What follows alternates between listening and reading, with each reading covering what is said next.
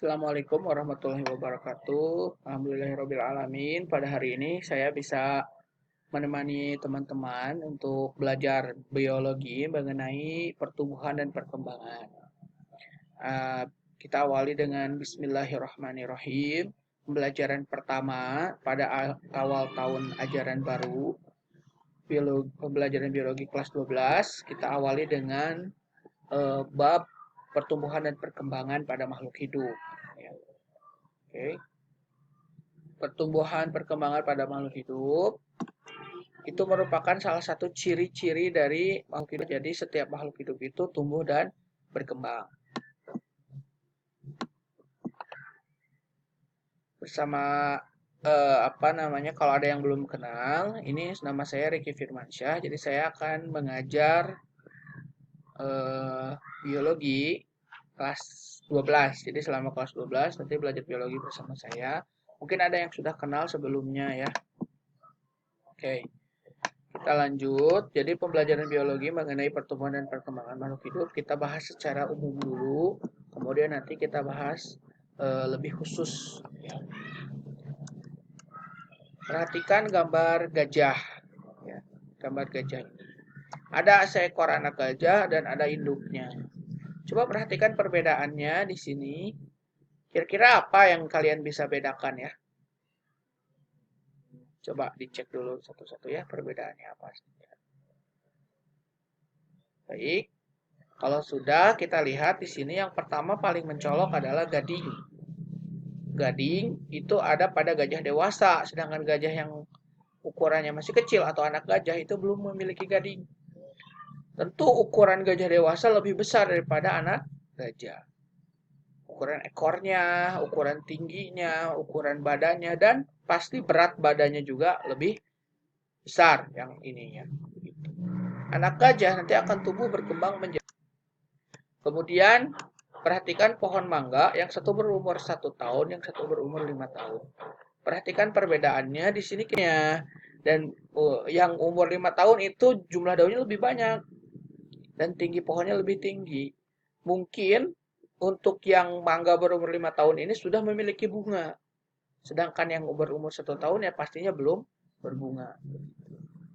Bunga pada tumbuhan itu digunakan untuk berkembang biak dan nantinya akan menghasilkan buah. Begitu. Kalau tumbuhan sudah berbuah, artinya dia sudah dewasa, sudah mengalami perkembangan. Lantas apa sih sebenarnya pertumbuhan dan perkembangan itu? Nah, kita lihat pengertian pertumbuhan dan perkembangan dari perbedaannya ya. Pertumbuhan adalah hal-hal yang berhubungan dengan pertambahan tinggi, pertambahan berat, pertambahan panjang ya. Itu adalah pertumbuhan. Sifatnya kuantitatif, artinya bisa diukur. Dan itu dapat digambarkan dengan bilangan. Sedangkan terukur, ya, satuannya tidak ada. Jadi kalau misalkan bertambah berat berarti kilogram satuannya, bertambah tinggi berarti senti atau meter begitu berat ukurannya. Kemudian pertumbuhan itu bisa terlihat dari keadaan fisiknya. Keadaan fisiknya terlihat semakin tinggi, semakin berat, semakin besar begitu ya. Dulu waktu kita bayi dan sampai sekarang kita pasti berat badan dan tinggi badannya meningkat kan? Nah, itu terlihat dari keadaan fisiknya. Sedangkan perkembangan itu bisa terlihat dari sifat dan kemampuannya. Dulu kita belum ya. Nah, sekarang kita sudah bisa berlari. Nah, itu adalah suatu perkembangan terlihat dari proses dan kemampuannya. Kemudian kalau pertumbuhan ada batas usia sampai sampai usia tertentu pertumbuhan terhenti. Tapi kalau perkembangan tidak, ya.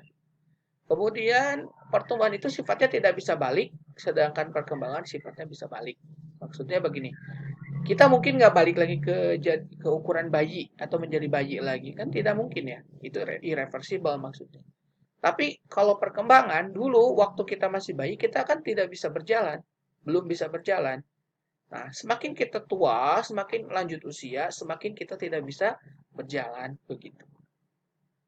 Nah, pertumbuhan perkembangan dipengaruhi oleh pembelahan-pembelahan sel tubuh sehingga jumlah selnya menjadi banyak. Kalau jumlah selnya jadi banyak, ukurannya bertambah, tingginya, beratnya tambah begitu. Kalau perkembangan dipengaruhi oleh pengalaman. Jadi pengalamannya misalkan pengalaman reproduksi, hamil, misalkan begitu. Jadi itu mempengaruhi. Ya. Semakin dia sering reproduksi, berarti dia perkembangannya sudah tinggi. Perkembangan tumbuhan itu ada 3 tahapan. Yang pertama perkecambahan, kemudian ada pertumbuhan primer, kemudian ada pertumbuhan sekunder. Nah, kita mulai dari sini. Kenapa tumbuhan bisa nambah tinggi ya? Tadi dibahas di awal ya, di perbedaannya, perbedaan pertumbuhan dan perkembangan. Ya karena adanya jumlah sel yang bertambah secara mitosis pada titik tumbuh. Apa itu titik tumbuh? Nanti ditunjukkan ya. Titik tumbuh itu ada titik tumbuh primer dan ada titik tumbuh sekunder. Pertambahan komponen-komponen seluler dan adanya diferensiasi sel. Diferensiasi sel itu jadi selnya berubah bentuk dan berubah fungsi. Begitu itu diferensiasi sel. Nah ini sayat, kemudian ini ujung akar yang disayat melintang. Nah ini di ujung sini, ini membujur. Mohon maaf, jadi pembelahannya membujur ya. Nah ini sebelah sini adalah titik tumbuh dari pucuk, sedangkan sebelah sini adalah titik tumbuh dari akar. Di sini namanya jaringan tumbuhan ya. Di sini tuh banyak namanya di sini banyak terdapat jaringan meristem yang aktif membelah. Aktif membelah secara mitosis gitu terus membelah. Makanya di sini disebut titik tumbuh. Kalau arah pertumbuhannya memanjang ke atas dan ke bawah, itu namanya pertumbuhan primer. Sedangkan kalau melebar begitu itu adalah pertumbuhan sekunder. Nah, kita mulai dari perkecambahan. Apa sih perkecambahan itu? Nah, perkecambahan adalah munculnya plantula atau tanaman kecil dari dalam biji. Jadi, biji muncul tanaman kecil. Nah, itu namanya perkecambahan. Nah, seperti ini. Ini kan biji tuh. Dari sini biji tumbuh, jadilah tanaman yang dewasa nanti.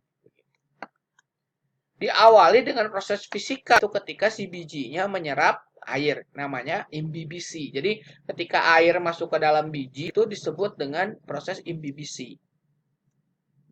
Adapun tahapan dari imbibisi itu bisa digambarkan dari sini. Air masuk, kemudian dia akan mengaktifkan hormon giberelin, ya, bereaksi dengan giberelin. Giberelin kemudian ini nanti amilase yang ada di kulit biji ini nanti akan mengaktifkan plasma. Jadi ada tepung, zat tepung amilum, dia akan diubah menjadi gula dan gulanya dipakai proses untuk metabolisme sehingga terjadilah proses perkecambahan. Ya, secara singkat dapat ditunjukkan seperti ini. Bentar ya. Ini agak loading.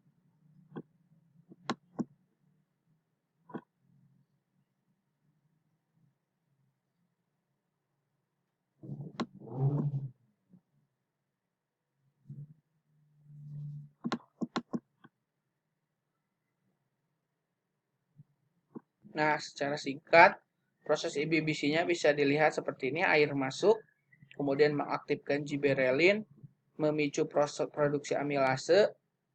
Amilase memecahkan pati menjadi gula, kemudian gula bahan embrio atau bahan untuk membuat embrio.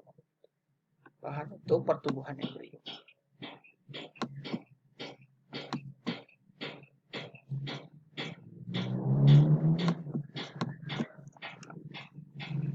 Nah, ini adalah struktur dari biji tanaman dikotil dan biji tanaman monokotil. Ini strukturnya seperti ini. Pada struktur biji dikotil ada kulit biji, bagian yang melapisi seluruh bagian biji. Kemudian ada plumula, nah, calon daun. Kemudian ada epikotil. Epikotil itu adalah pangkal atau batang, ya. Batang yang nantinya akan tumbuh. Kemudian ada hipokotil adalah bagian dari pangkal atau batang. Jadi pangkal batang itu ada yang bagian atas namanya epikotil. Pangkal batang itu ada yang bagian bawah namanya hipokotil. Kemudian ada radikula. Radikula itu ya, di sini. Kemudian ada kotiledon di sini sebagai cadangan makanan. Biasanya kalau pada tanaman kacang-kacangan tuh kotiledonnya jelas ya. Kemudian ini struktur biji monokotil tidak berbeda jauh. Di sini ada koleoptil. Koleoptil itu adalah bagian yang melindungi tadi ya sudah calon daun, kemudian ada radikula, calon akar, kemudian ada koleoriza bagian yang menutupi radikula. Ada scutellum alat untuk menyerap cadangan makanan. Scutellum ini di sini bagian sini. Kemudian ada endosperma adalah cadangan makanannya.